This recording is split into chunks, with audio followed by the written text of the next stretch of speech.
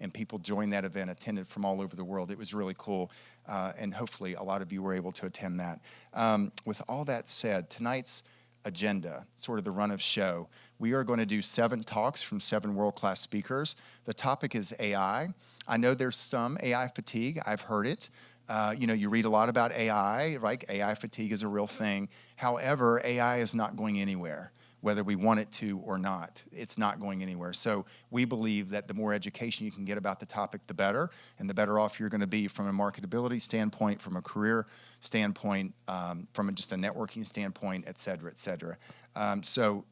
The focus of tonight is going to be AI, and our 7 speakers will talk about really the one big idea that each of them have within the context or under the umbrella of AI, and they're going to tell you about that for 10 minutes each, and then we're going to try to wrap talks up in here by 8 o'clock, and then we'll go back out into the lobby for about a half hour of networking before we leave. So that's sort of the run, just a very high-level run of show. Thank you all for being here once again. We truly appreciate it. Before you leave, if you have a question, find me. I'll be happy to give you the answer. If I don't have the answer, I'll get it for you. Give me a fist bump, give me a hug. I'd love to meet you. I know that sounds folksy, maybe, or even weird. I hope it doesn't sound weird. But with all the technology, those of you here that are here for the first time, it might. Those of you that have been here before, it sounds totally normal. I'm a hugger. Sorry, guilty. I'm also a fist bumper these days at post-COVID. Pre-COVID, big hugger. Post-COVID, big fist bumper. But I still give hugs as well.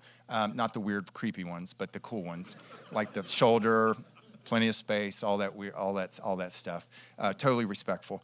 But as much as the technology matters, and as cool as the tech is, and I love the tech as you all do, the people are still what makes all this work and what makes all this matter. And we love the people, and we've always taken a people-first approach to technology, and I think that's one of the reasons why we're still around 15 years later. So find me, find a member of our team, and get to know us, and we'd love to see you at a future event. So with all that said, thank you very much. I'm going to turn it over to Mark Hinkle. Mark is not only a good friend of mine, but he is fantastic at what he does. He creates and sends out a newsletter that's read by hundreds of thousands of people, runs multiple companies. He's been in the startup space. He's been in the tech space for 20 plus years.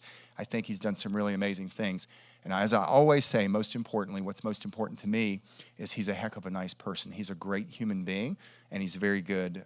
He's very knowledgeable, but he's just super, super nice, and I'm sure that'll come across very quickly. So Mark, come on up. You're going to MC this. You're going to speak first, and then you're going to MC the rest of the way. So thank you. Thanks, brother. Appreciate it. All right. Oh, yeah, I didn't hug him. You missed my hug, man. Oh, come on. Ah, get that on camera. All right. All right. Thanks for coming out tonight. Before we start the program, I always do this when I speak at one of Todd's events. You can't even imagine how hard it is to organize events, get 300 strangers together once a month, and do something that educates them. And like I say, I do meetups for AI. Todd does it for open source. We do some together. But if you want to make a lot of money, do not do free meetups. If you want to make a lot of friends, I highly recommend that you build communities where you live. And that's why we do what we do. And I love it. I did this for a career Todd was being generous. I've been doing this for 30 years. And I have a baby face. It's the sort of Chris Farley look that I've perfected over my years of pizza and beer. But anyhow, we have 7 presentations tonight on AI. Some of it, this is all things open, but not all of AI is open. So we are going to go back and forth a little bit. But what we want you to walk away with is some learnings. We have some great people. We have people with, I won't put Eli on blast, but he's very well followed online. We have people from GitHub. We have folks from Amazon. We have faces I haven't seen here before, and that's super cool. So Todd asked me to talk about tools tonight, and here's sort of this was synced a minute ago, and now it's not, and it's frozen. Did I ever tell you that I started out as a tech support rep, and I've never stopped? Unfortunately, I just do it for myself now. Yeah, okay. All right. So that's who we have tonight on the schedule. Yes. Did it do it? It's very big, right? I will tell you that I saw one of the Star Wars movies here, and one of the people in there was like 80 feet tall, and I was sitting in the front row, and I got vertigo. So anyhow, what I am going to talk about is tooling in 2026. Got to check my watch because we're on a tight schedule tonight. And really, that's what Todd asked me to talk about, and I better put my glasses on or I'm going to make up some really cool facts, and none of it is there. But the thing that I really want you to take away from this is I'm going to talk about tools, but if you don't apply your own thinking and judgment to things, you're going to have problems. So the thing that's cool about AI stuff right now is you can actually create stuff. In the early days, machine learning, you would recognize patterns, but didn't create anything new. Now you can create, you can analyze, and if you're using agents or other tools, you can execute those tools to do things in the real world. Now, I'm not selling anything, but I think to get that understanding, I've done so many meetups that I just put it all online, and you can go get that for free at the aios.ai. It's not going to send you a lot of spammy offers or anything. It's just 14-day email course to give you that part. So that's the important part I want you to walk away with today. But I also want you to understand when you're using these tools, there's 4 different things that I think are there's things that I think that you need to worry about for the risk when you try these tools. First is data privacy. If you're going to be doing your taxes in ChatGPT, which I do not recommend, someone else is going to see your social security number sometime, potentially. I'm not saying for sure, but potentially. So think about when you put your stuff into these tools, they're going to learn from your interactions. So think about that safety. You also have to think about the fact that if you make an error and you give it to AI that can do work at machine speed, do thousands of things every day, it's going to amplify your errors 1,000 times. So I don't want to scare you, but consider if you give it bad information, bad inputs, if you put clear text passwords in there and tell it to update your website, you potentially are going to leak that out. So that's a human error, not an AI. It's just doing what you gave it. And then there's the one that everybody in the back of their mind thinks about. It's the Terminator situation, the existential threat. And the reason I'm not so worried about it is because I spend every bit of my time out there educating people so we can make good decisions. I think that's, Skynet, the Matrix, all those things we think about. I went to Jetsons, so I'm going to talk about the world of the Jetsons. Some of you people aren't old enough to remember the Jetsons. And that means that I'm in my 50s and I'm old, but basically they had a robot that cooked and did the laundry. They had a little robotic butler. They had all sorts of robots that did stuff for you. That's what I want. I do not want them to enslave mankind and feed off of our life energy like we saw in the Matrix. So that's the scary stuff. 2026, here's my advice. How many people get a million different emails, texts, go to web pages? There's a new tool every day. So it's really hard to decide what to do. My advice to you is choose one of the 4 frontier models that are most popular. Actually, there's 3, but Microsoft Copilot is actually using ChatGPT on the back end.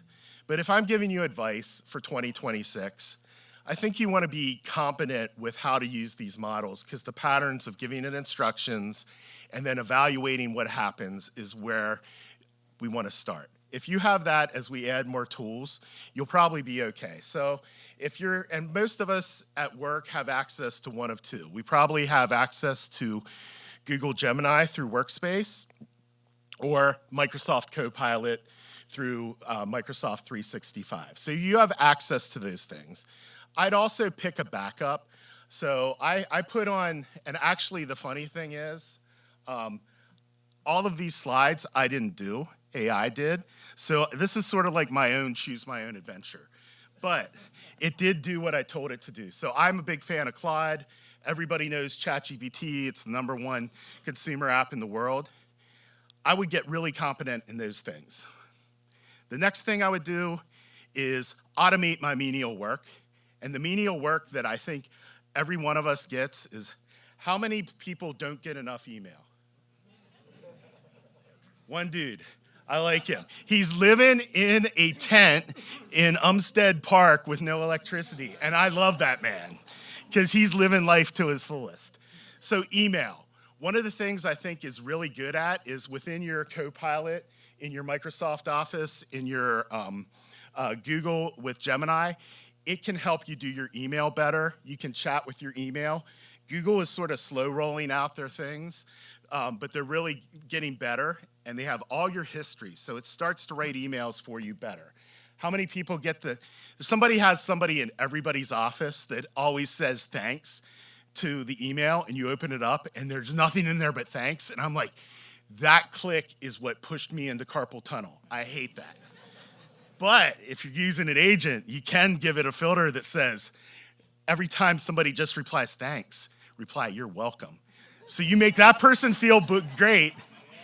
You propagate the cycle. You probably just burned enough energy for 3.5 trees for the thread, but you were polite. I actually also like 2 other ones I use. Actually, I've used a bunch of them. Shortwave is a cool one. None of these are open source, by the way.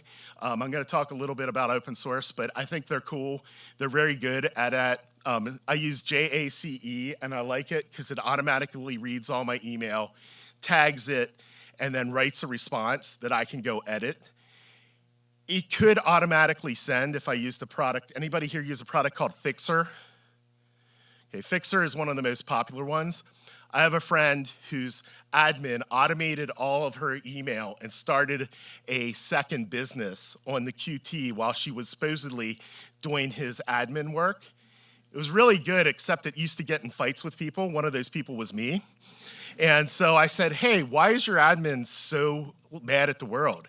He goes, I don't know, I should look into it. And then he looked into it, and he's like, it's not the admin, it's the admin's agent. So speaking of agents, everybody's talking about agents right now.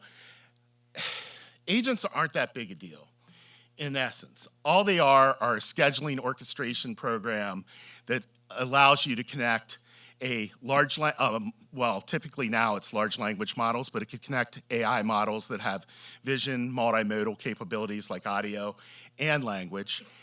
It has, if it's good, it has memory, so when it does something, it can remember preferences and learn, just like a task worker. And it has the access to tools. And the tools are things that could write to Google Drive. They can look at my email and help me filter it, things like that. The tooling is cool, and it uses an open source standard called MCP. If you heard of MCP, sort of like the USB-C of AI. Basically what it does is it provides a consistent way for you to interact with other systems. It's really a cool open source standard. It's at the Linux Foundation. Nithya from the Linux Foundation and Amazon is going to talk a little bit later about governance. So it's a cool technology governed by a neutral body. There's 2 that I like today. If I was making a suggestion, the one is Manus. Has anybody seen Manus in the news? Meta just bought that right the week after Christmas for $2 billion. It was only around for 8 months, and I believe they were doing over 100 million in revenue. I think the first 2 million came from me because I was fascinated by it. It's sort of cool. Did anybody do the All Things AI Lunch and Learn today? So every Tuesday, All Things AI on Meetup.com, we do a free lunch and learn. We try and cover stuff for people today. That's what we covered. The other things, if you're an open source, if you're developers, you want to build your own agents, we're going to talk about having your own model. We have Matt tonight from Llama Farm. He does not farm llamas, he farms AI, but it's a cool name. You can run them on your laptop or your server. You can use something called Ollama. You can build agents using the products from LangChain, and you can get other models if you don't get them from Llama Farm, from Hugging Face. It's sort of the GitHub from AI models. The thing that's cool about it, AI, is I'm a terrible drawer. I can actually create my own images, videos, etc. I like Sora 2 is probably the best in breed in video. That's from OpenAI. I also like Runway ML. They basically were trying to create their own platform to make movies with. Veed, V-E-E-D-I-O, is great for editing.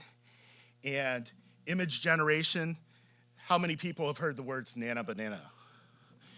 Like, crazy thing. It was a code name. Everybody liked the name, so they didn't call it Gemini 3 image generation. They kept Nano Banana. So those are the tools that I think are easy to use and accessible today. If you want to hear more about this kind of stuff, as Todd said, we have All Things Open coming on the 23rd and 24th. It's 26.allthingsi. I said All Things Open, didn't I?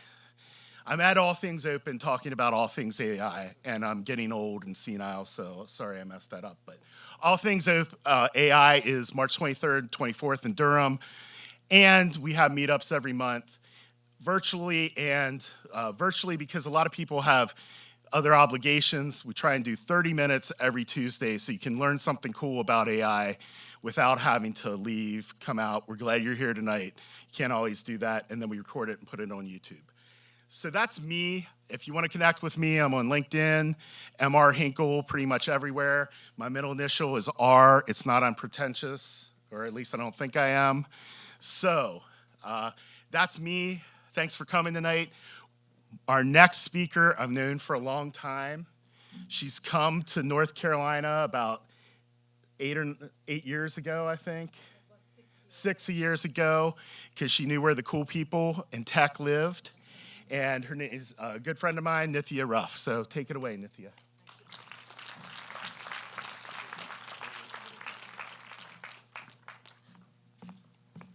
Yeah, in fact, it was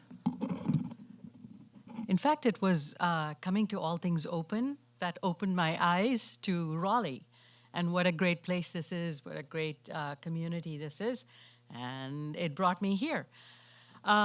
Very nice to be here. I'm going to talk about AI governance, particularly our role as a user.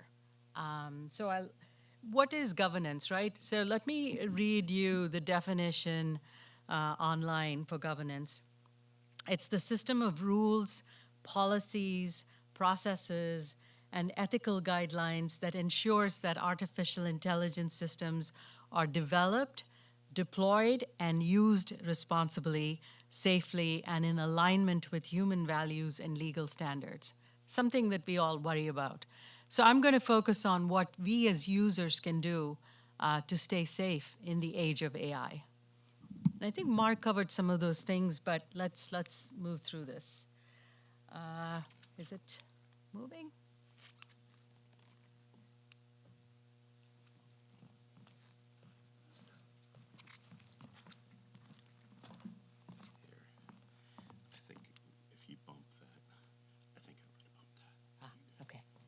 All good. So we all tend to think, we can't imagine a world before AI, right? Because AI is such a hot topic right now. But AI was not an overnight success. I remember back in the 80s studying Ada in college, and people said, oh, it's the age of, it'll be used for AI, it'll shortcut, how we code, et cetera. And researchers have been working on AI for decades, literally decades, neuroscience as well as on algorithms, et cetera. But in the last few years, conditions really became ripe for AI. You have data centers and cloud and compute, and GPUs became available, and data became plentiful because the internet was mature and was generating so much data. So you had this perfect storm where AI could become very viable.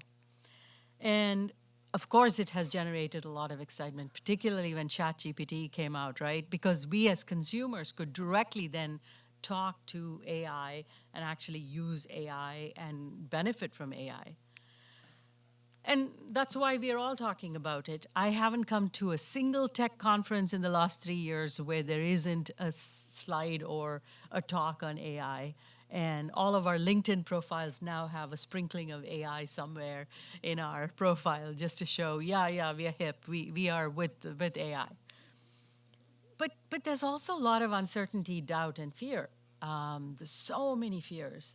We'll lose our jobs. And Mark, I think, covered some of those. What if AI is biased, especially in selecting candidates or giving loans to people, or what if AI, is in the hands of bad people and is used to do bad things? And with the scale of AI, with the intelligence of AI, will that then kind of erode trust, erode the world that we know? But, this is not new, right? With every technology, we've worried about, what can go wrong? With the internet, we worried about it. And yes, technology can fall into the hands of bad guys, but it can also be used for a lot of good. And so we'll talk more about what can we do to protect ourselves, because inevitably there will be some bad with the good. The good news for us as users is that on many levels, there's a lot of good governance work going on.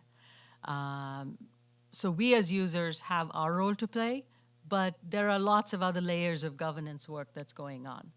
One is regulations. There are regulations like the AI Act, for example, in Europe, right? There are executive orders coming out from DC. There is a Cyber Resilience Act, which really is about security, but it'll help us also protect ourselves in the AI space. And states have been releasing, things to protect humans and their citizenry.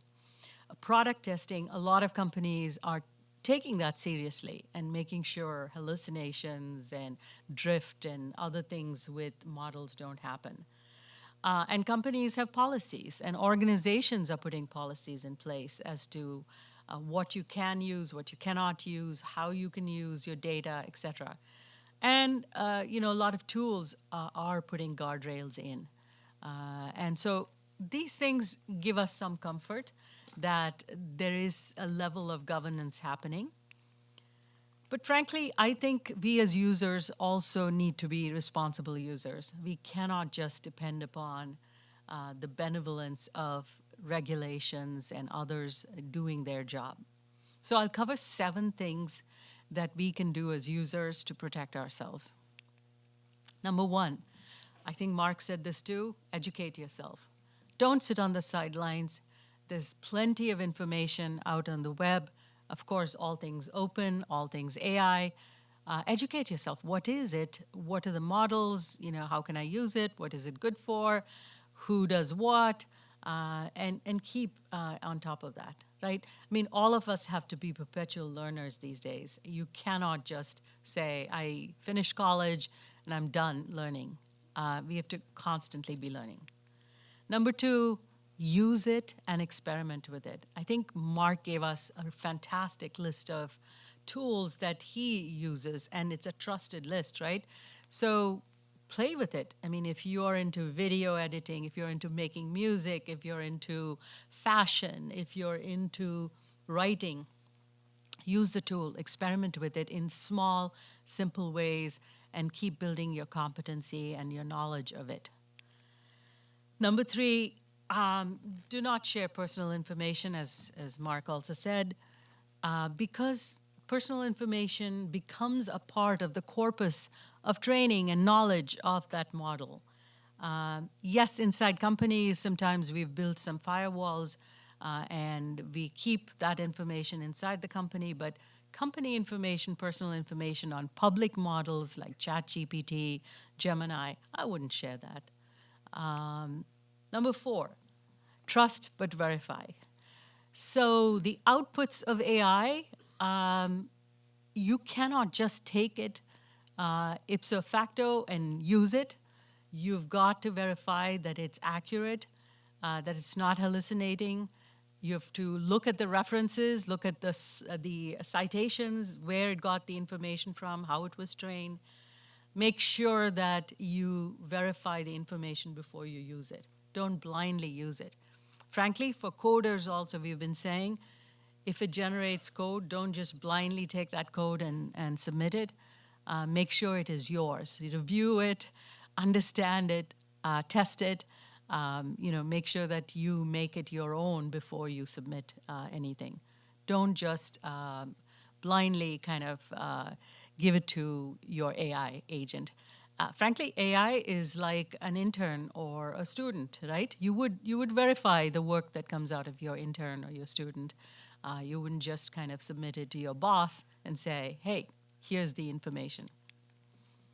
Know your organization's AI policy. I think all of our organizations have an AI policy. You really need to know that if you want to keep your job, but also so that you help your organization in its effectiveness. How to use the data, which models you can use, which you cannot use. If you want to bring in data from the outside, if you want to bring in a model from the outside, what are the due diligence steps that you need to go through, what kind of licenses you can use, etc. So I would highly recommend going in and checking out your policy in your company. Number 6, use AI ethically and responsibly. It is a powerful tool, so you have a choice to use it ethically for ethical things and not to use it for bad means. And I won't define what bad is, but you know what ethics is and what good and bad is and what responsible use is. Or if you don't know, check it out. Check Google, Gemini, check others to say, what does it mean to use it ethically? Not to rob people, not to bias against people, not to steal, all of those 10 commandments kind of thing. 7, I would say follow secure practices. And boy, oh boy, if you think scamming happens now with, the internet, think about the kinds of scams people can invent on AI. So watch out for fake people, fake news, fake emails, etc. Just make sure that you, again, check who it's coming from. Is it a trusted source? Is it spelled correctly, etc.? The kinds of things we do now with email. And with that, I'm going to then talk about why do we care so much about open source AI.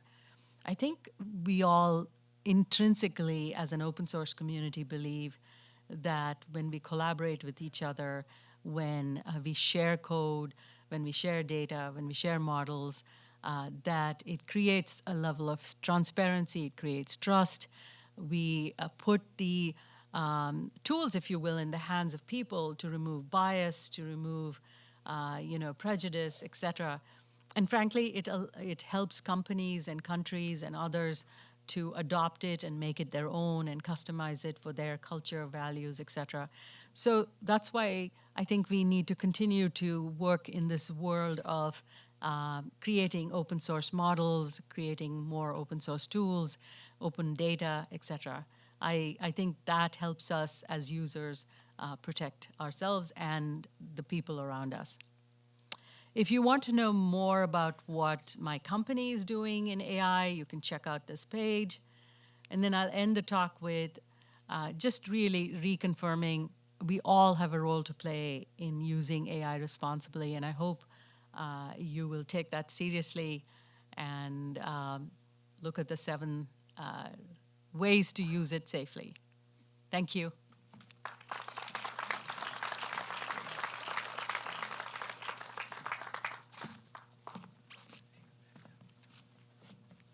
All right. Thanks, Nithya. Our next speaker is Matt. His shirt says Llama Farm, but he does not raise llamas. I think it's really cool that we have Matt here tonight. They are, him and his co-founder are graduates of Y Combinator, one of the most prestigious places to start your company in Silicon Valley, and he's here. So I'll let Matt talk about severing the tether, AI at the edge.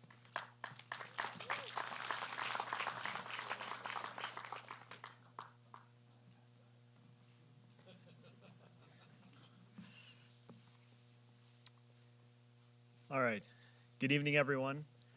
My name is Matt Heyman. Let me point this up here a little bit. There we go. And I'm one of the co-founders and the CTO of Llama Farm. And tonight, we need to talk about severing the tether. Basically, cutting our dependence on cloud AI and moving our AI workloads to the edge, whether locally or in our own data center and our IoT devices. Now, traditionally, for the past 25 plus years, we've been building apps kind of like this. And in the world of AI, we're kind of doing the same thing. We're building the app, or is it the agent in this case, right? And we're calling a cloud API. We're calling a cloud LLM. We're calling ChatGPT, Claude, things like that. And we're hoping that something is going to happen on the other side of it. We're going to get the response that we want. And every API call that we make is essentially a dependency that we don't control. It's a bill that we're going to have to pay, and it's a prayer that I hope this works. Now, sometimes this is fine. So over the holidays, I had a bunch of family in town, and some of them brought sourdough starter and put it in my fridge and left it for me. Now, I don't know the first thing about sourdough. I'm not really a bread baker, but I figured, hey, let's try this thing out. So I got on Google and I said, how do I make sourdough bread? I have the sourdough starter. How do I use it? And of course, I got 17 million results, and each one of them said that they had come up with like the perfect incantation to make the sourdough turn out every time. And here's like 6 pages of detail about how I arrived at this solution. And I said, okay, I can't read through all this. So I went to Gemini and said, hey, Gemini, how do I use this starter? And, I'm at home, I'm on the Wi-Fi, and it took, 30 seconds. I had to do some back and forth with it, ask it some other follow-up questions, and I got an answer. And eventually, I made sourdough bread. And actually, this is a picture of it right here. I think for the first loaf, it turned out okay. Thanks. Yeah. This is what cloud AI was built for. If it doesn't work, I can come back later and try again. If my internet's down, it's okay. I won't have bread, but, small price to pay. But not everything works quite like sourdough bread, right? Like maybe stoplights, for example. Cities around the world are constantly looking for ways of, building better infrastructure, improving traffic flow. And so AI is actually a really applicable technology for intersections where there's traffic lights, where we need to optimize the flow of cars through at different times of the day or different times of the week. But if you have to send telemetry up to a cloud LLM and wait for things to come back in order to do that optimization, you're going to just cause traffic to grind to a halt. Because if your AI can't respond, but by the time the light needs to turn green, it's not real time and it's not going to work. And this is just kind of the tip of the iceberg. There's a lot of other use cases where this is even bigger problem. Let's talk life or death, right? Imagine the hospital emergency department. There's patients coming in. There's patients already in beds. The doctors are running around. The triage nurse is overwhelmed. There's a whole bunch of data that they're likely collecting and not necessarily doing anything with, where AI could really help save lives on a daily basis, right? Monitoring vitals, putting things together, understanding, doctor's notes and things like that. If they're sending data to the cloud, number one, that's probably a privacy issue. But number two, the results may not come back soon enough. Or what happens if the internet is down or AWS is having a bad day? We may not get the insights we need in time to actually make a difference. First responders in disaster zones, they probably don't even have access to the internet. Cell towers are down. Satellites may be improving some of that. But again, we've got to send data that we're collecting, that we're seeing real time in the field, where we're trying to rescue people, where we're trying to help communities rebuild. And if we're having to send all that stuff up to a cloud LLM, A, that's going to be really expensive. Who's going to pay for it? And B, we can process all that data like right on the truck or the ambulance or the construction equipment that we're using in that situation. So we need to treat the cloud more as a convenience, not as a guarantee, because there is no guarantee. So we have a resilience gap because we built a generation of AI tooling that assumes always-on connectivity. And that's a fragile foundation for anything that truly matters. So why are we talking about this now? Well, we've reached an inflection point where models have shrunk. We're getting better quantizations. We're getting more proliferation of models, people building models. Our hardware has caught up, so now we can actually run AI workloads on your laptop, even on your phone in some cases, edge devices, commodity hardware, and we're seeing the tooling improve. It's handling more build complexity, fragmentation, it's getting better at model management. And so getting started is easy. All you have to do is choose a model, select a quantization, pick a runtime, grab a framework, maybe a database, get everything connected in a way that makes sense, deploy it all to production, and then we hope it works, right? But then what about errors or hallucinations? How do we monitor this thing? You basically have to become an AI expert, and it's overwhelming and complex, and it's almost impossible to figure out how to tie all these pieces together. So that's why my team and I, in the open, fully open source, are building Llama Farm, because we want to build local AI that just works, that's easy for anyone to get into, that helps guide them on the path of choosing those models, having some recommendations right out of the box, that's working with other pieces of the open source ecosystem to really build AI that we all can use without having to use the cloud, without having to send our data there, where we can do inference, we can do anomaly detection, and more. So you can focus on building that killer AI use case that's going to help people. We're building this on top of something we call a mixture of models. And if you remember back to DeepSeek coming out a year or so ago, they talked about mixture of experts, where kind of different parts of the model light up, different parts of the brain. We're doing something similar with models, where you can take IoT sensor data, run it through an isolation forest to do anomaly detection, send that to a BERT model for triage or classification, and then ultimately send that to a local LLM that's running on a GPU to do synthesis and give you actionable insights. So we get faster, private, and more resilient AI as a result by also picking the right model for each task. And notice that some of these can actually run on the CPU very quickly in a matter of milliseconds. Not everything has to be, like a huge GPU. And what you gain is everything works offline. It works anywhere. Doesn't matter whether we have a connection or not. We get predictable costs, so no big cloud bills ballooning out of control. And it's private by default, in addition to a myriad of other benefits. The workflow with Llama Farm is pretty simple. You can get started by creating a Llama Farm project file, start the dev server, and then it'll take care of the rest. It'll pull the models as needed.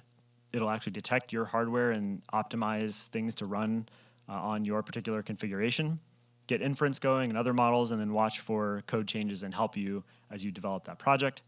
And then at the end, we're working on this even today, is helping you get that deployed to the environment of your choice where it makes sense for you.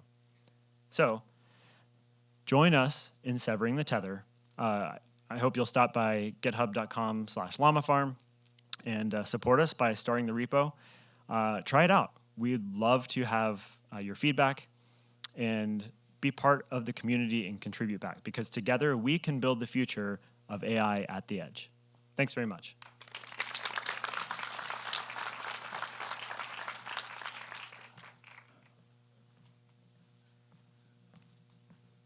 All right.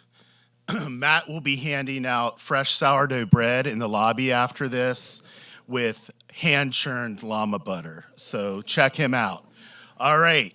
Next person on the agenda I'm excited about. I had a good conversation with Andre earlier. He's going to talk about voice and AI.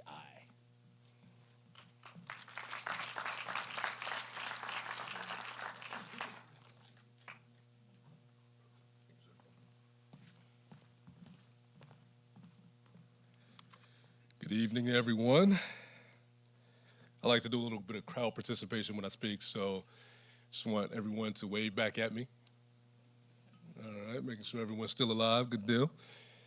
All right, so I want to get my presentation kicked off today. We're going to talk about voice AI in the real world.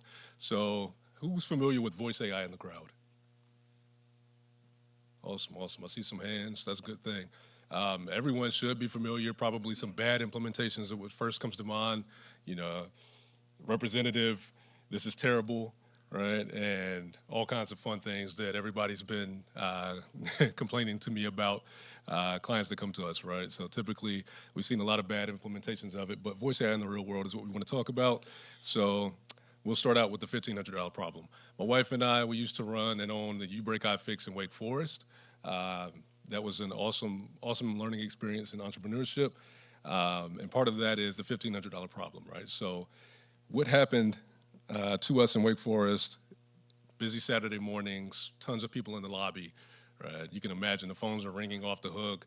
I'm in the back, the techs are in the back, we're all fixing stuff. Nobody can get to a phone. What would have been nice at that time is if we had a voice AI to pick up, schedule a meeting, or get it to the right person.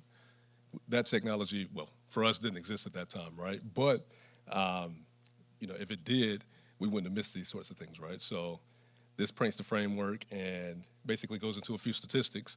62% of calls go unanswered during peak hours this is particularly for small businesses, right? This is who we typically service, small and medium-sized businesses.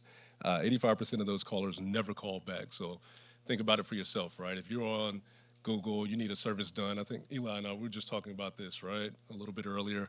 You're going to call the next one up, whoever answers next. So particularly for small and medium businesses, this gives them an edge if they have these types of AIs that are working for them 24/7, so they can always be available when needed, when implemented correctly.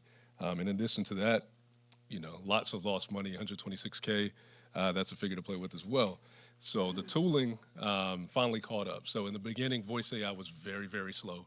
It was sluggish. You had a lot of latency. It wasn't fun to use. It wasn't really production ready. It's finally there now, right? So we used to have 2 to 3 second latency, and all that good stuff. And now we're at 100 to 300 milliseconds typically. And then it was less than 80% speech recognition accuracy before. And now we're looking at 95% plus, thanks to those LLMs and various things, right? So there are so many use cases. We typically target, again, the small and medium businesses, right, for inbound, outbound, making, various calls out in conjunction with chat agents that we build and email and all those sorts of things to keep the business running.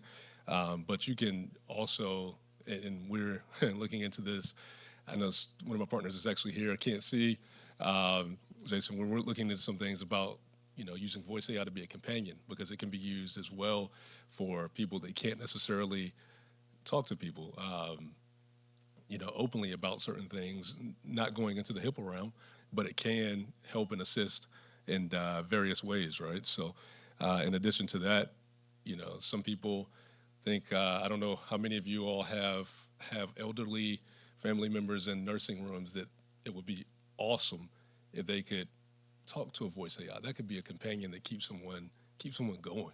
It keeps your will to live, and it's not weird and clunky anymore. I invite you guys to try it out. At the end, I'll give you a chance to, see how you can try our demo out and just talk to it, just to see what the technology is about, right? So we'll get back to the techie stuff.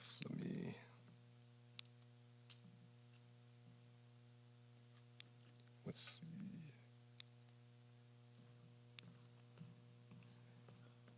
Didn't hold my mouth quite right. Nah, it's just the bar.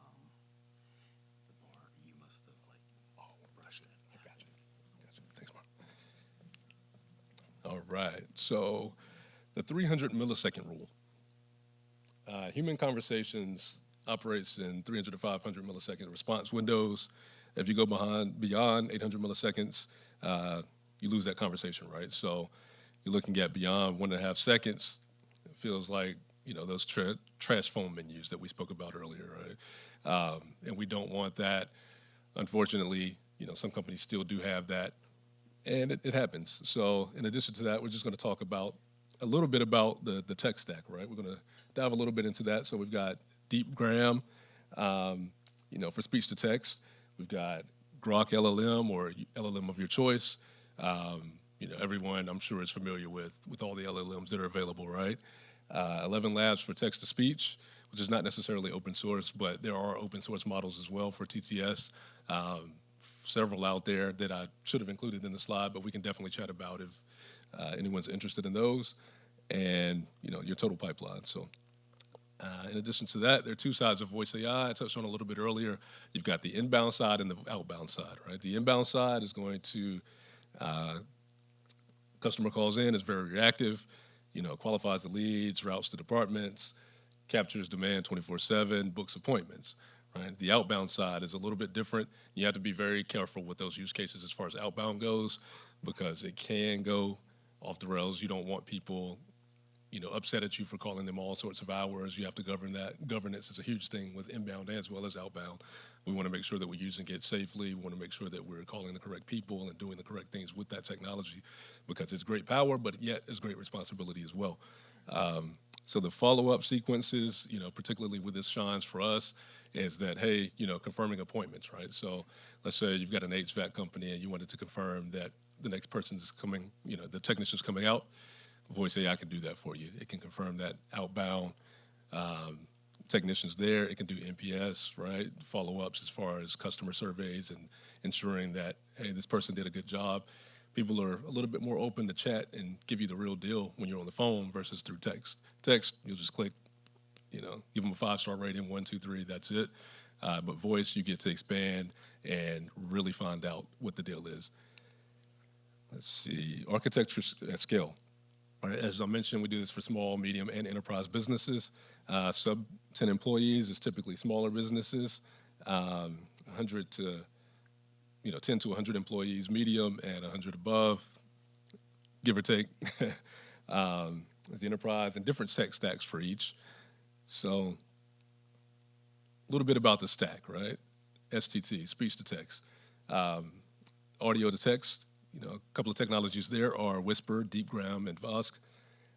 LLMs, different LLMs. Everyone's familiar with that, I'm sure, as well.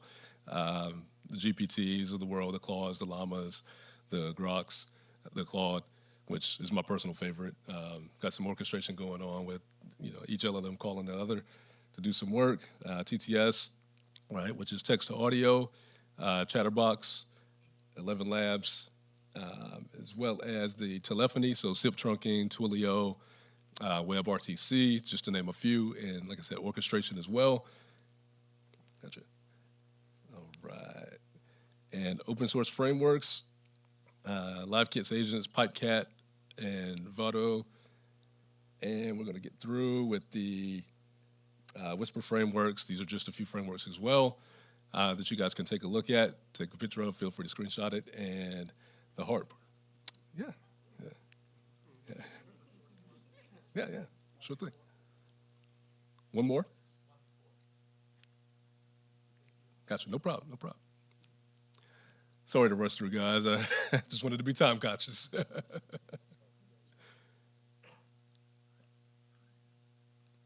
right, all good? Awesome. So the hard parts are integration, right? That's where the work is. 70% of the integration, 70% of the work goes to integration. Lots of latency issues, all that good stuff in the beginning. Things are a lot better now. Just to sum it up, in the interest of time, I will give this slide deck to anyone that's interested. And the hard parts continue. Scale changes everything. OpenAI, real time. So the money's flowing. My deck is a little bit long there, so we've got the money is flowing in. It's going crazy as far as voice AI and the market shares there. The stack is ready as well. Probably want to take a picture of that. And I would love to connect to everyone. And the next slide shows you exactly how to connect. We've got a few things there. We're looking for some talent with my team. So I will put up the QR code as well as the website to contact me. It has all my contact information. If you'd like to touch base, I'd love to touch base with each and every one of you. And thank you all for your time. Thank you, Todd, so much for putting this event together. And thank you, Mark, as well.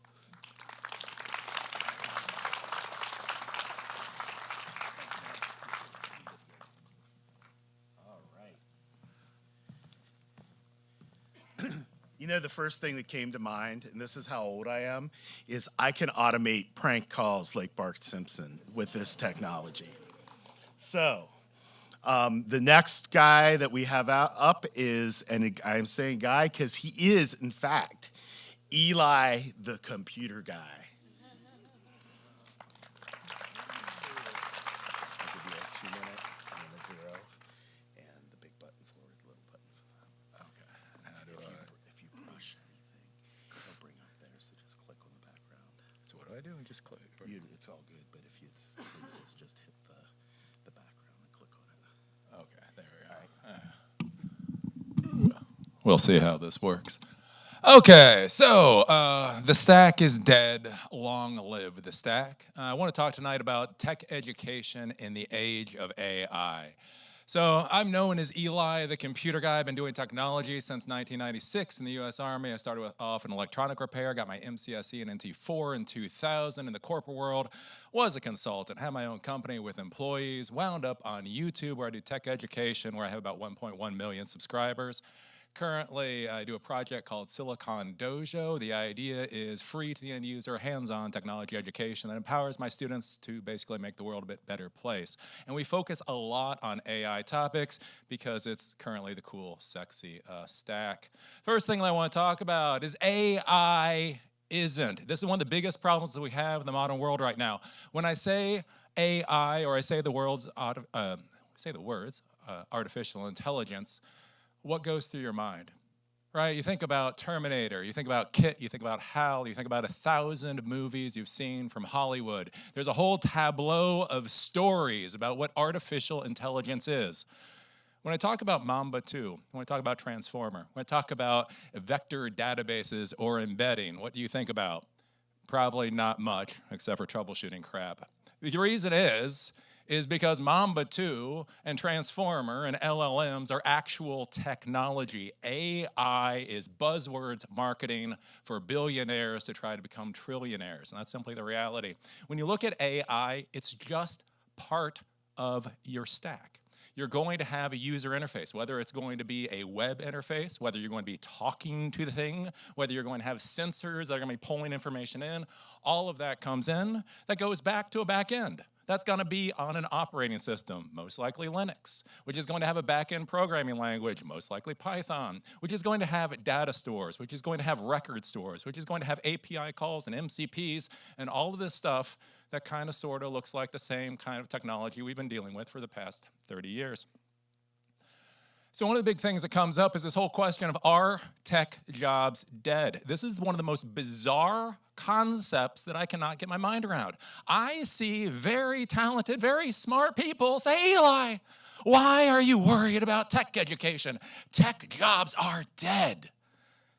I'm like, what? That doesn't make any sense. Think about this. What if your CEO decides to start vibe coding? What are you going to do? Quit. Quit your job now.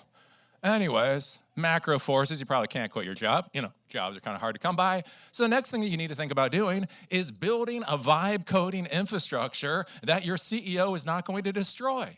Create a database system where you cannot drop the darn database or drop the tables or alter the tables or update records or delete records. Simply signify that a record was deleted and keep it. Don't destroy it. So that if your CEO does something stupid, because they're going to, you can roll things back. Right? Where is your infrastructure? This was amazing. I was doing an interview with a CEO of a managed service providing company up in Canada.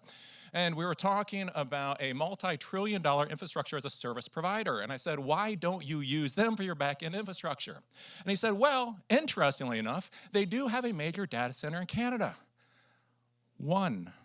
So the issue is when that data center replicates for resiliency, it all goes out of Canada in the modern world, right? Do you understand where your data resides? Not simply when you're using it, but also for things like replication and resiliency. Self-harm on corporate AI. I'm just going to say this, foreshadowing. I've done this crap for 30 years, foreshadowing.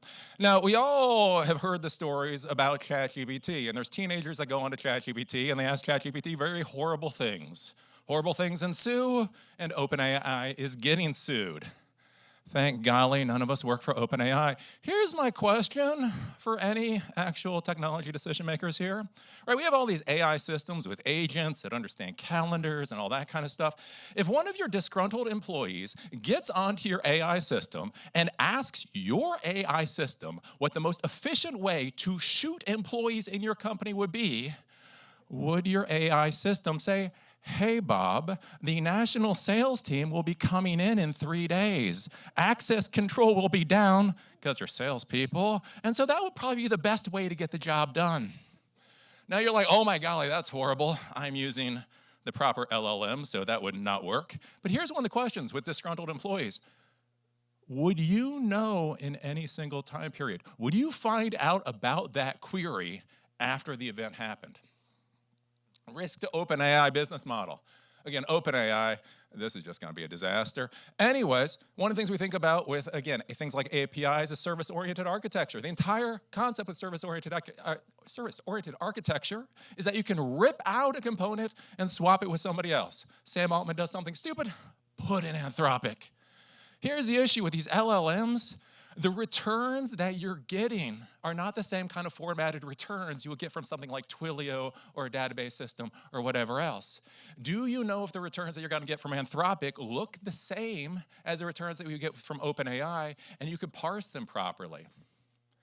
So the big thing to be thinking about with education and the rest of this is, what do we do?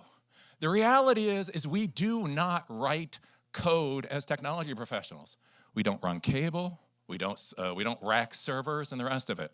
What we do is we provide value to our organizations and companies. We either allow them to ship more widgets, or we basically make it so that it is cheaper in order for them to ship the widgets. So what's the problem, right? People are like, the tech industry is dead. Tech jobs are dead. So what's the problem? Well, the thing is, again, I've been doing this whole online thing since 2009. I do not recommend it for anybody. But I've been talking to my viewers since 2012. 2015, I started interacting with my viewers in person. I have literally had hundreds and hundreds and hundreds of meetings with my viewers, with my students, whatever else. We talk about getting into the tech industry and the rest of it. Spoiler alert, it's always mommy-daddy issues. But beyond that, the interesting thing that I found is it was great. 10 years ago, the biggest problem out there was imposter syndrome. I miss imposter syndrome. It was wonderful. Because here's the thing with imposter syndrome. You know your job matters. You know your tasking matters. You know when you screw up, because you're gonna screw up, it's gonna hurt a lot of people, right? But the problem is, in the modern world, right, we've had hyperscaling. We've had this whole tech hyperscaling crap for the past decade. And the thing with that is lots and lots of people have been gotten hired, I don't know, for some reason. Again, when Meta can drop 10,000 people at a time, kind of questions what the value of those positions actually were. And so that's the reality. We have so many employees right now that don't understand the value of their jobs or even the tasks of what they're doing. They do it. But they don't understand.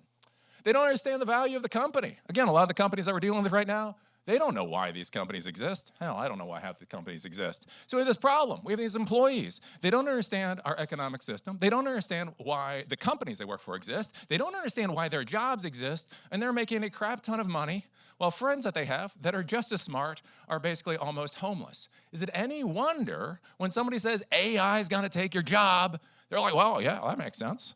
Makes more sense than me making a lot of money doing whatever the hell it is that I'm doing. And so anyways, what I would say the answer is, in the world of AI, is back to basics. As some people would say, okay, boomer, I'm not, I'm Gen X.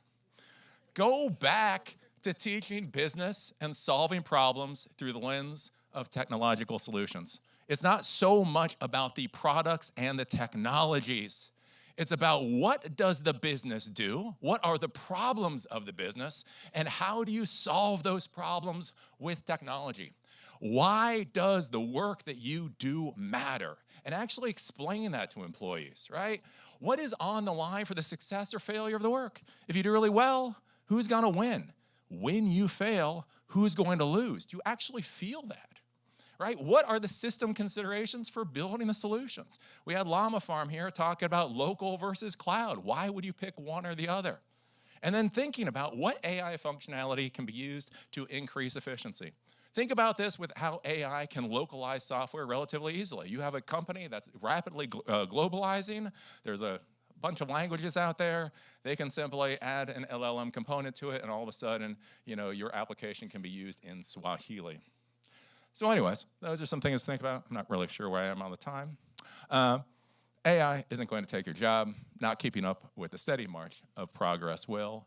And this is what we need to teach our students and also what we need to teach our employees.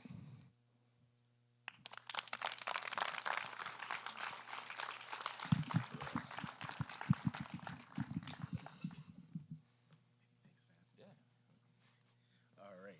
So did you catch him say the word kit? Okay, for those of you who don't remember or weren't around, on Friday nights, there was the guy from Baywatch. His name was David Hasselhoff. David Hasselhoff. His name in the show was Michael. He had this amazing technology, a Trans Am that was self-driving. And that is what inspired Elon Musk, and that's what inspired Waymo. That last part I made up. Anyhow. All right.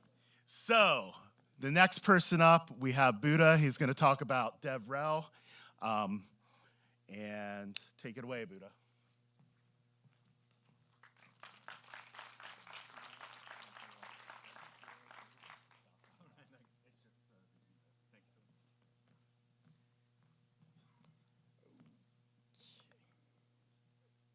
Hopefully it's not going to buzz while I'm talking.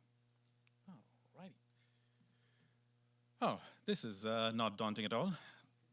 The previous speakers made it very, very easy. Well done, everyone.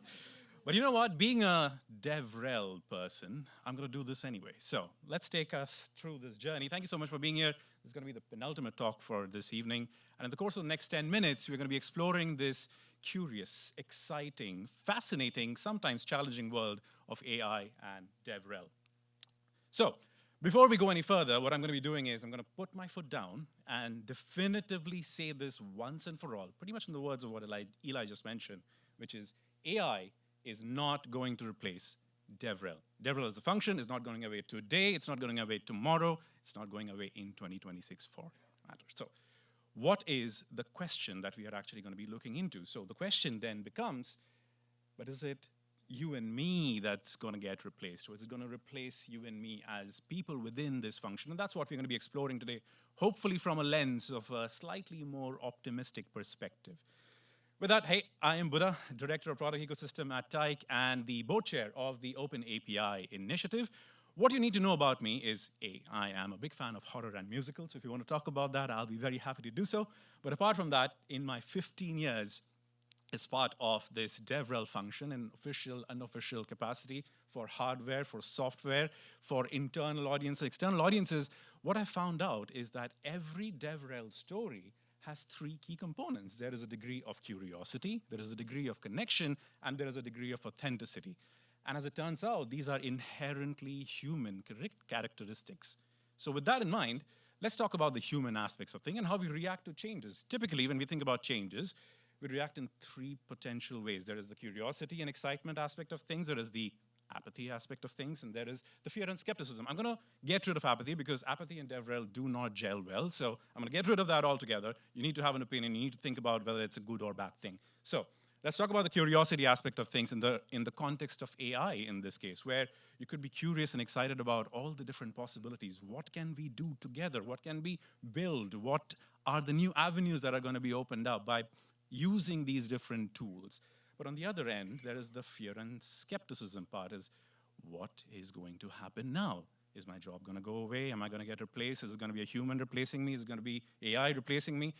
These are valid emotions. I don't want to say one thing is better than the other, but let's see if we can shift that needle from that fear and skepticism towards curiosity and excitement. So if you have to picture, let's go back to what makes a good DevRel. If you have to picture an ideal candidate of a person who's working within DevRel, the one thing that matters the most is adaptability. You can think about sort of being able to speak, to present, to have the technical skills, the writing skills, but adaptability is what makes you stand out. And adaptability is actually, when you boil it down, paired with empathy a little bit, it comes down to two very specific things, which is understanding the changes and understanding the impact of the changes that are happening, the evolution that is taking place, and updating the DevRel playbook or creating a new one altogether. It is that simple. So with that in mind, let's look at the changes that are happening today in this particular space. So let's understand the changes. I'm going to talk about three things. There might be a few more, but let's talk about the three things to begin with. Now, first of all, as the name suggests, DevRel is usually about developers, but what's happening is that our audience is now changing. We are no longer working exclusively with engineers and developers and people with backgrounds in software engineering and computer science. We are moving towards what I call the builder experience, where now you've got vibe coders, you've got developers, you've got product managers, you've got designers. My wife, who studies PhD in economics in Duke, is building applications to analyze data, and I am not ashamed to say she's doing a bit better job than I potentially could at this point of time. But that's what we need to understand, that the experiences are changing. It's now moving away from just pure developers to builders due to the ubiquity of the tools that are available at our disposal. Second, the content consumption pattern is changing as well. So earlier, when we were creating content pieces, whether that is documentation or blogs or videos, typically we had a very human-centric approach to that. But now that's shifting towards a more agentic-centric approach. Let's call it AI-centric approach for the time being, because there might be a few different terminologies associated here. So if today you're thinking about creating documentation, it has to be machine readable, because the way people are consuming your content and interacting with what you're building and how they're building, it's usually a combination of that IDE with a potential co-pilot. In some cases, it's an LLM or a chat-based interface that is surfacing these pieces of content, as opposed to you having to go to a search bar or to a doc site to do so. Which also means that the metrics of success are also evolving as well. Now, I can go into a few of these different things, but the one that probably stands out the most is the distinction between SEO, which is your search engine optimization, where previously you were looking at your clicks and your ads and how things are getting ranked based on domain authority. Now you're shifting towards this AEO model, which is a little bit more about answer engine optimization, where now you have to think about how your content is getting serviced based as a response to a query on a chat-based interface. So think about your mentions, think about your citations. That becomes a lot more valuable. Think about the referrals. That becomes way more valuable than SEO, and there are tools that might be able to help you do that, but the metrics landscape is changing. So with that in mind, let's talk about the AI-augmented DevRel playbook. It's a long-winded name, but the idea is we need to have a plan, we need to work towards how we can actually enhance the power that AI is providing us to build a better playbook that's going to help us succeed. So a few key points, because time tends to be short here. So let's start off with the why. It is the very basics once again. I think Eli again mentioned this just before. Think about the business objectives. What is the problem that you're solving? What is the why behind it all? And figure out how to articulate it. Maybe pair up with an AI bot to help you out to do that.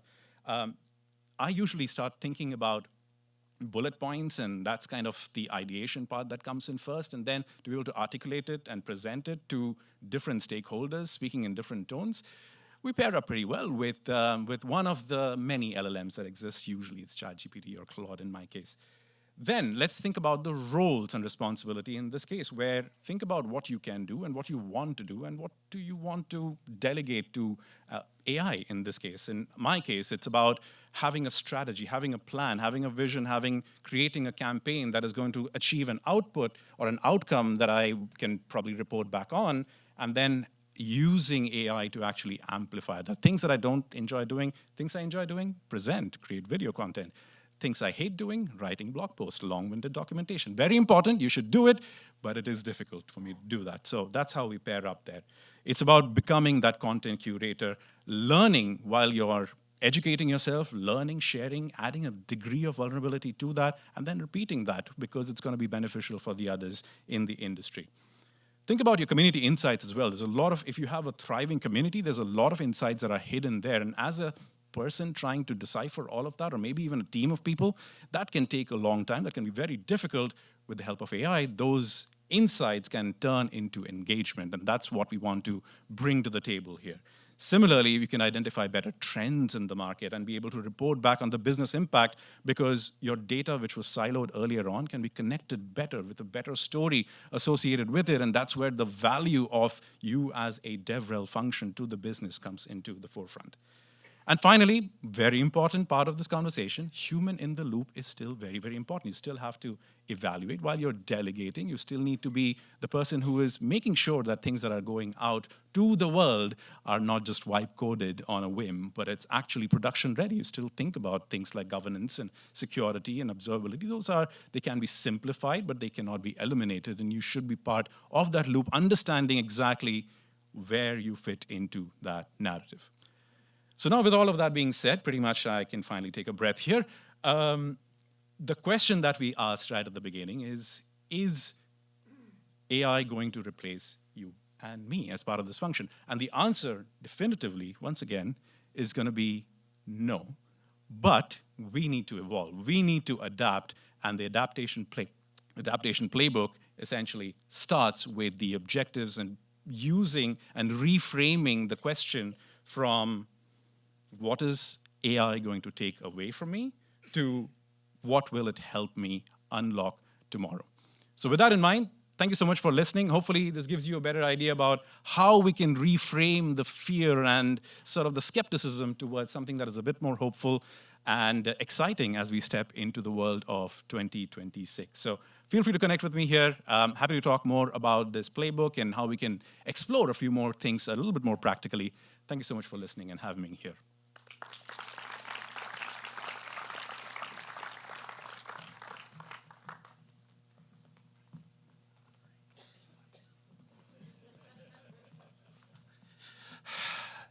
I was going to steal that phone, Andre. All right. Last but not least, we have Maria here from GitHub to talk about AI and accessibility. But before we do that, I just want to say I did DevRel for most of my career. To get 100 or actually even 2 developers to agree on anything is an amazing feat. So thanks for talking about that, Buddha. So Maria, take it away.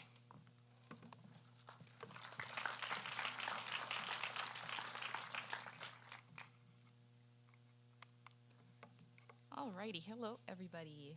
Give me 1 second. Ooh, I'm way shorter than the rest of the speakers. All right, here we go. Hey everybody, my name is Maria Lamardo. I am a Senior Accessibility Program Manager at GitHub. And today I would like to explore how the widespread adoption of AI-powered code generation tools, such as GitHub Copilot, is transforming software development and creating new opportunities to improve accessibility at scale. So AI-powered code generation tools are rapidly transforming development workflows. And today, it's no longer a novelty, it's the norm. According to the 2025 DORA report, 90% of developers use AI code generation. So even a small improvements in AI tools in terms of accessibility can have broad, amplified impact across projects and, more importantly, users. By a show of hand, how many of you use AI in your jobs today? Oh yeah, that's pretty much the majority. All right, so here's the big idea. Every tweak you make to your AI setup impacts every project, every developer, and most importantly, every user. And in this presentation, I want to share 2 calls to actions to help you ensure accessibility is built in everywhere by default. The first call to action is I want to encourage you to set up custom accessibility instructions or system prompts, configurations in whatever AI code assistant you're using. You can direct your AI code assistant to always generate more accessible code in just a few minutes of setup. At GitHub, we created a guide with a set of instructions to help you set up these custom instructions to shape GitHub Copilot's behavior within your organization or your repo. So our first tip is to specify the standards, tools, or workflows that your team uses when writing these custom instructions. So for example, you can state that you follow WCAG 2.2 level AA, which is what is recommended by the industry. This way, GitHub Copilot knows which version to reference when it's reviewing front-end changes. Our second tip is to specify which design system GitHub Copilot should follow and record any updates, deprecations, or any caveats in your custom instructions. For example, you can say deprecated button should not be used. Instead, use this new accessibility button. Let's say those are components. Most large language models, including GitHub Copilot, respond better to normative terms like should, must, may. So make sure to include these words to reduce ambiguity and clarify instructions what is mandatory versus optional. So here's an example. A keyboard shortcut must use at most 4 simultaneous keys, and this is great for accessibility. My last tip will be to, like normative language, clear, structured lists help LLMs behave predictably. So lists serve as guardrails to keep both AI and developers focused when solving problems. And this example shows requirements in a checklist. A numbered list could work as well. So GitHub Copilot can follow these steps to avoid what is missing in the accessibility criteria. And if you're using another different tool, don't worry. You can adapt these instructions to your tool. Now let's go over some of the don'ts. Because LLMs are trained on a wide-ranging internet data, they already know a lot of the standards like WCAG. So pasting WCAG verbatim into your prompts is usually ineffective. By default, GitHub Copilot does not access external links in custom instructions, so instead you can add necessary instructions and guidelines directly into your instructions. You can always reference links for your human readers, and this will not interact or affect GitHub Copilot. GitHub Copilot also cannot access private repo content unless the content is available within the repo that it is running. Here is a link to that guide that I just spoke about. So you can find all of these instructions in that guide. Whether you work by yourself or on a big team, you raise the accessibility baseline of every file you touch by using AI. Using something else, again, adapt these recommendations to your tool. And my next call to action is going to be to automate accessibility checks in your CI/CD. At GitHub, we use our accessibility scanner, which I'll be going over today. So this will play with no sound, but at GitHub, we use the scanner. This is called the accessibility scanner, which uses AxScore to scan accessibility issues.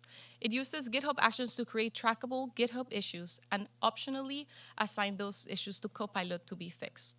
After running the scan, you can see what potential issues were found, and all of these issues were filed as GitHub issues. As shown in this issue, it found a color contrast in the time element, and it explains why it is a problem and lists out acceptance criteria on how to fix it. Since the issue was assigned to Copilot, it automatically opened a pull request with a proposed fix. So let's review that. Copilot edited a file to change our color. If you want to learn more about why it did that and how it came to that conclusion, you can open the task view, and you can see and access a summary of what Copilot did. And if you scroll back, you can see how it came up with that solution and what it did to implement it. However, if you wanted Copilot to use a specific color from your theme, you can either add mention Copilot with specific instructions or set instructions that apply to all pull requests by adding a .github Copilot instructions markdown file.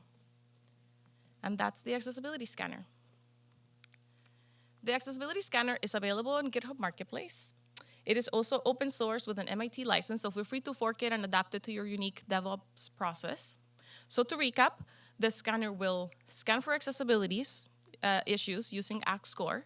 It will file GitHub issues using GitHub Actions.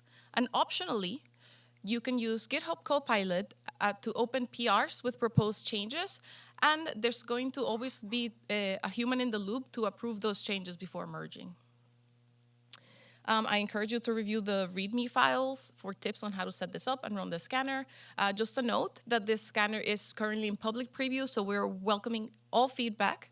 Also, keep in mind that this is automated accessibility testing, which is great for catching common and repeatable issues, but we really encourage you to do some manual testing as it cannot validate real user experience, like determining what's actually meaning for alt text, or the correct keyboard or focus functionality on your site, or screen reader usability dynamic flows.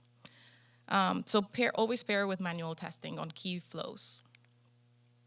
And because the AI code generation is universal, developers have a great opportunity to make accessibility universal, uplifting every project and product touched by AI. So let's face it, almost every project is using them, just in this room alone. So by integrating accessibility-focused instructions, automating checks, you can help every project you touch, making accessibility a standard practice rather than the exception. So you can make technology more inclusive for everyone. And here are some helpful resources, and the slides will be shared by Todd after this. But I want to thank our accessibility team at GitHub, particularly Kendall Gassner, Clay Miller, Abdul Ahmad, Helen, Husai, and the rest of the team. So thank you all so much.